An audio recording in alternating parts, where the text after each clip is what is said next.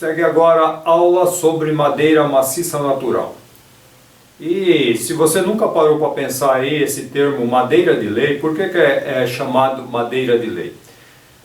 Essa expressão madeira de lei teve origem em lei criada no tempo do Império. Se referia às madeiras cujos cortes eram proibidos na época.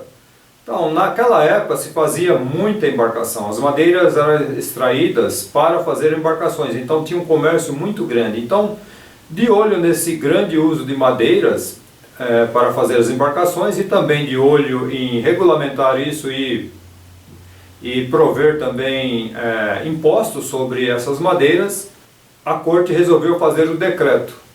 Em 30 de janeiro de 1802 foi criado o alvará ou decreto que exigia por escrito a permissão para cortar e beneficiar madeiras consideradas nobres ou madeiras de lei. O pau-brasil foi a primeira madeira citada neste decreto. Em 1825, a corte resolveu proibir a emissão de permissão para particulares cortar madeira. Então esse termo é usado até hoje, madeira de lei, por causa desse decreto lá da época do Império. Agora, pessoal, é o seguinte, esse decreto até hoje não se define uma madeira de lei pela característica dela. Desde aquela época foram sendo citados os nomes das madeiras, mas era devido, eles olhavam o quê? Devido ao seu valor comercial, ao valor de vendas na época, em todas as épocas. Então, isso daí não definia que uma madeira chamada, entre aspas, de leis, era melhor que outra. Então, não se usava esse tipo de citação nessa lista para saber se uma madeira é melhor ou outra. Então, o que define uma madeira boa para a permissão desde a época é o seu valor comercial. Isso até hoje, né? Então, se a madeira é escassa e a procura é muita, o valor dela se torna muito alto. Como nós sabemos aí, as madeiras escassas, você não acha, o valor dela é bem caro. Em 1984, uma portaria citava algumas madeiras, alguns nomes. Na segunda edição do Dicionário do Engenheiro já haviam muitos nomes, vários nomes de madeiras nobres, consideradas nobres. Bom, o que é uma madeira maciça? Madeira, como eu falei no início, madeira maciça natural é uma madeira bruta, que ela simplesmente é cortada em pranchas para você comprar e fazer as suas peças. O que você precisa avaliar ao comprar madeiras? Primeira coisa, pessoal, se ela está seca. Você não vai conseguir saber se a madeira está seca ou não. Uma coisa que a gente, quando não tinha alguns recursos ou no lugar que você compra, o que eu fazia? A gente pegava normalmente, definia lá vamos lá, o Frejó, por exemplo, ia lá na madeireira, tinha umas madeireiras que eu já comprava e sabia que as procedências da madeira eram boas, e eu pegava uma prancha e com o peso daquela prancha, com determinado tamanho das pranchas, eu simplesmente pelo peso dá para perceber uma mais leve, outra mais pesada. Algumas madeiras mais densas você confunde, mas no mesmo tipo de madeira não. Uma prancha que está mais leve, normalmente ela está mais seca que a outra da mesma qualidade. Então, existe hoje recursos para você ter certeza disso, que é o que? Os detectores de umidade. Você consegue medir isso. Então, existe aí uma quantidade de umidade aceitável para você trabalhar, usar essa madeira. Se ela estiver muito úmida, você não terá êxito em usar. Depende do que você for fazer, essa madeira irá murchar, irá empenar e o teu trabalho ficará comprometido aí, depende do que você for fazer. Por exemplo, vai fazer um enchimento junto com uma folha, ela vai enrugar essa folha e não dará certo o seu serviço, você terá prejuízos enormes com isso. Então procure comprar, acertou o local, comprou, lá normalmente confie no que eles vendem, então dificilmente você vai perder essa confiança. Aqui tem alguns lugares que a gente indica onde comprar e esses lugares às vezes se paga mais caro, mas a procedência da madeira é boa. Outra coisa que precisa olhar muito é se essa madeira em estado um pouco úmido, se essa madeira tem mofo. Então você vai ver algumas manchas verdes nela, que não é natural dela, e esse mofo ele impregna na madeira e não sai mais. Então umas partes que você não deve utilizar esse tipo de madeira. Outra coisa principal hoje em dia, até para você comprar e transportar, não ter problema com a justiça, é madeira certificada. Existe uma certificação para o uso dessas madeiras. Se essa empresa não tem essa certificação, você terá problemas aí se a fiscalização te pegar. Madeiras que estão proibidas o comércio, até de você carregar ou manusear ou cortar essas madeiras, você terá problemas. Tá? A outra coisa também que você precisa olhar, existem algumas madeiras, depende do tipo da madeira que você vai comprar, essa madeira ela empena muito. E aí você tem que comprar uma quantidade maior de madeira para aproveitar as pranchas que empenam menos. Então depende do tipo da madeira. Tem algumas pranchas que empenam mais e na mesma qualidade da madeira, outras elas empenam menos. Então você tem que, se você não souber disso, coloca sempre, olha pessoal, vou comprar tal madeira, essa madeira tem incidência de empenar. Então muita gente, hoje pouca gente conhece sobre madeira maciça, mas algumas pessoas ainda conseguem ajudar e te esclarecer sobre esse assunto. Outra coisa, nós. Se a madeira tem muito nós, depende do que você fará, você não conseguirá ter êxito, porque onde tem os nós, ela irá quebrar. Então ela não tem ao colocar carga mecânica em cima, ela pode quebrar, estourar ali naquele local. Então dá uma olhada, se esse tipo de madeira que você vai fazer alguma coisa ou vai orçar alguma coisa, dá uma olhada nisso, porque de repente você vai ter que comprar uma quantidade maior de madeira para fazer o serviço, de acordo com se tem nó ou não. Tá? E sempre avaliar a perca. Tem madeiras, depende do que você vai fazer e depende do que você compra, as medidas que você vai comprar, você precisa pôr uma margem de perca um pouco maior. Tá? Então, se tiver dúvida, é só fazer as perguntas nos grupos, aí muita gente ajuda sobre isso. Hoje ainda se usa madeira maciça para fazer normalmente placas não dão um acabamento legal e não dá uma estabilidade na estrutura, de firmeza dessa peça não balançar, não empenar. Então é usada aí em cadeiras, banquetas, bancos. Então depende do projeto que você fará, precisa ser em madeira maciça. Tá? Peças que irão tomar, por exemplo, vai ficar no tempo, vai tomar sol e chuva, precisa ser em madeira maciça, senão não aguenta. Mas o grande problema de usar hoje ainda essas madeiras maciças naturais são as máquinas que você irá usar. Você vai ter que investir em muitas máquinas para ver se compensa. De repente você vai comprar uma prancha já aparelhada, talvez sirva. E como eu já repeti isso daí, você comprar uma prancha aparelhada não significa que ela está sem empeno e se ela está seca. Então você terá que ter certeza ao comprar se essas peças estão legais. E normalmente quando você abre uma prancha em madeira maciça, depende do tipo da madeira, se ela for muito reversa, essa peça ela irá empenar muito e você poderá ter muita perca nisso e não vai servir para a finalidade que você quer usar. Hoje, para fazer armários planejados, onde eu uso uma madeira maciça natural? Você vai usar madeira maciça natural, por exemplo, para fazer armários, então usa-se muito pouco. Para que usa? Usa normalmente, eu sempre indico para você usar em barras de cama, por exemplo, estrado de cama. O estrado de cama, normalmente, não é legal você fazer o estrado de cama com MDF, com placas, nenhum tipo de placa. E às vezes as pessoas fazem aqueles pequenos furos. Se não fazer muito furo, o que acontece? O corpo, à noite e o colchão esquentam, e isso condensa, dá uma umidade, condensando o ar e se transforma em umidade. Essa umidade passa do colchão para a placa e, no caso do MDF, irá estufar, irá mofar.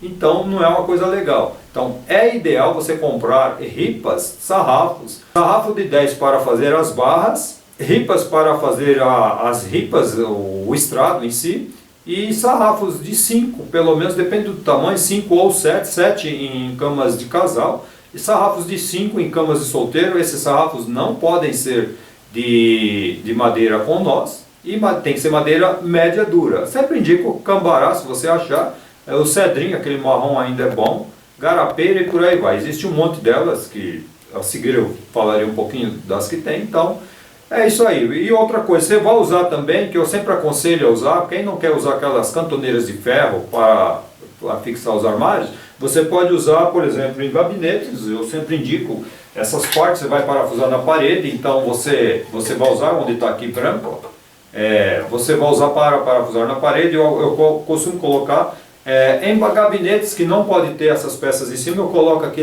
em todos os painéis, eu coloco um sarrafo, aí é um sarrafo de vai lá, uns 40 milímetros, 30 milímetros no mínimo, por 22, 20 milímetros maciço, e reveste com a fita de borda na cor, e você terá uma segurança maior e você tem mais praticidade em furar. De repente você precisa desviar de um cano, pelo menos na altura ou naquele que eu coloquei na horizontal, você tem uma facilidade aí de sair fora um pouco, de furar onde não pode furar cano. E além da estabilidade que dá a madeira, porque não adianta você pôr em armários aéreos, você colocar em peças que poderá seu armário não ficar muito firme e acabar caindo aí. Então você tem que tomar cuidado com isso.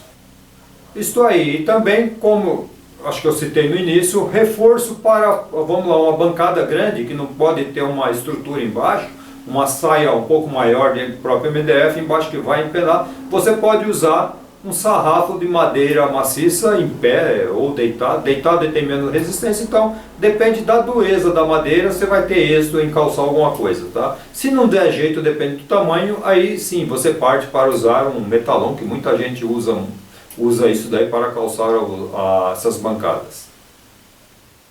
Mostrarei rapidamente aqui alguns retalhos de madeira que eu tenho e tentarei falar rapidamente sobre o uso de cada uma delas, a escassez hoje ou não, o que você pode achar aí para fazer os seus serviços, caso você precise trabalhar com madeira maciça. Separei aqui mais ou menos umas madeiras que eu acredito que essas você não acha mais. Se achar, são muito caras. Isso aqui é um jacarandá da Bahia. Usamos muito isso aqui nos anos 70, fizemos uma agência nos anos 70 do Banco do Brasil, no CEAGESP, quando foi feito o atual lugar onde está hoje. E era tudo folhado e algumas partes com madeira maciça. Então é uma madeira muito escura e se você precisar de algumas, se você achar, é muito caro. Tem aqui alguns pedaços, eu não tenho assim pedaços grandes, take wood, pau-ferro, só tenho esse pedacinho de pau-ferro, louro preto, fizemos algumas coisas com ele. Essa aqui eu não sei se ela é escassa também, eu nunca trabalhei com essa madeira, foi um retalho que um aluno me deu, gombeira mista. Esta é o Gonçalo Alves, essa tem um nome bem conhecido. Também fizemos algumas coisas, mas muito pouco com ela. Peroba rosa, que todo mundo conhece essa madeira. A maioria hoje, mesmo que não trabalhou, conhece, que é uma das mais faladas, que você acha mais em caçamba. IP, que é conhecido muito dos assoalhos, também é uma madeira que praticamente não se acha mais. Mogno é uma madeira que atualmente o corte e o transporte não está totalmente proibido aqui. Esta é pinho. Aqui em São Paulo é difícil de achar essa madeira.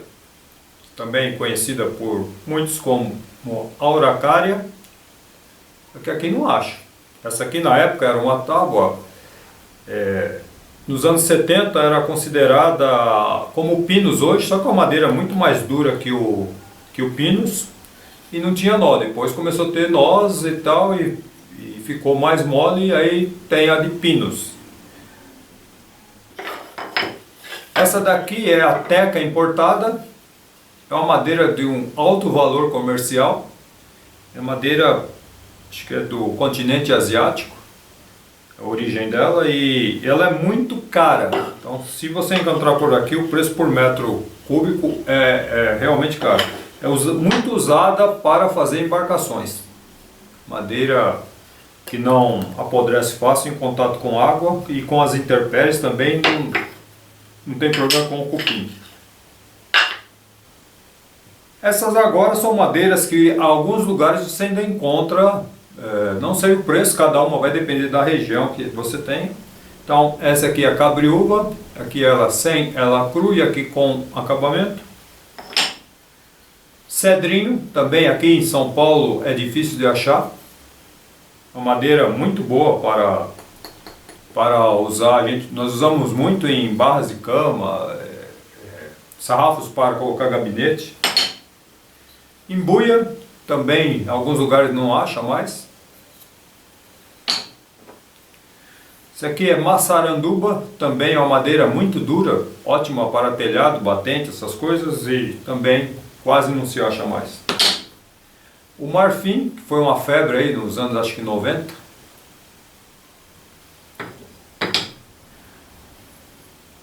Sucupira, essa ainda acha. Cedro, esse tem bastante. Freijó, esse também acredito que não é muito difícil de achar. Bruto. Essa aqui você acha bastante, é cacheta, é uma madeira bem mole.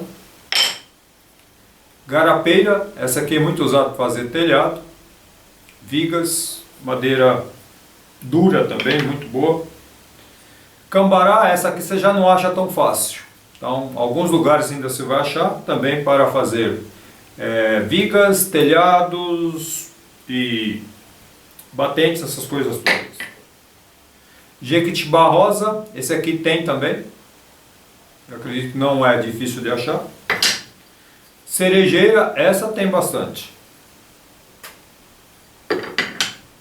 Eucalipto, a que você acha hoje bem fácil, como o pinus. É uma madeira que para construção civil não é muito legal, porque ela demora, enquanto não estiver bem seca, ela empena demais. Então, e é uma madeira bem dura, então usada em algumas vigas, e é uma das madeiras que o crescimento mais rápido que se tem notícia, acho que depois do pinus, é uma madeira muito boa. Então é mais usada em construção civil, mas por causa de não achar pranchas largas e por ela empenar muito até ela secar totalmente. E também o ataque de cupins. Esse é o pinus, que você acha aí bem fácil. Tem um monte de espécies de pinos. E depende do que você vai fazer, se tiver nó, a madeira quebra, então não é muito legal. E a madeira extremamente mole e o cupim ataca facilmente. Essa também acha em larga escala, mais para batentes, é tauari. Bom pessoal, madeira maciça é isso aí. Como é um material que hoje não é muito usado, mostrei algumas aí que eu conheço, que eu usei mais, para dar só uma orientada aí, vocês ficarem um pouquinho por dentro desse mundo gigantesco que é marcenaria e madeiras naturais, ou as madeiras de lei.